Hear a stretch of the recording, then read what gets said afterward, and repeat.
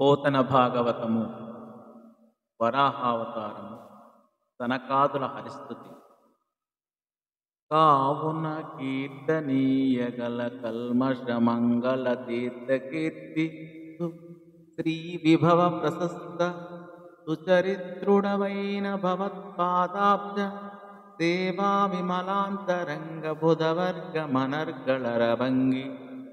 మనర్గళభంగి నన్యమున్ భావమునంతలంచునే కృపాగుణభూషణ పాపశోషణ. దయాగుణమే అలంకారంగా గలవాడా, పాపాలను తొలగించేవాడా, పొగడదగినది, దోషాలు లేనిది, శుభగుణాలకు కానాచి అయినది, గొప్ప కీర్తి చేత విరాజిల్లేది అయిన పవిత్రమైన చరిత్ర కలవాడవు. నీ పాద పద్మాల సేవ చేత నిర్మలమైన మనస్సు కల మహానుభావులు ఇతర విషయాలను భావించరు అని ఈ పద్య భావం.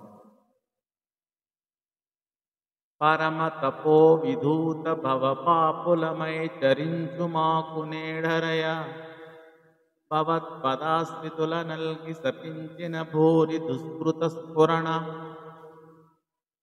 నసత్పదైక పరిభూతులమై నిజ ధర్మహానిగా నిరయమునందగా వలసె నేరము వెట్టక మమ్ముగావవే. అంతులేని తపస్సు చేసి సాంసారిక పాపాలను పోగొట్టుకుని తిరిగే మేము ఈరోజు నీ పాదదాసులపై కోపించి శపించాము. మహాపాపాన్ని కలిగించే చెడు మార్గంలో అడుగుపెట్టి ధర్మహాని చేసి నరకానికి పాత్రుడమయ్యాము. మా తప్పు మన్నించి మమ్మల్ని రక్షించు అని ఈ పద్య భావం. ధన్యవాదము.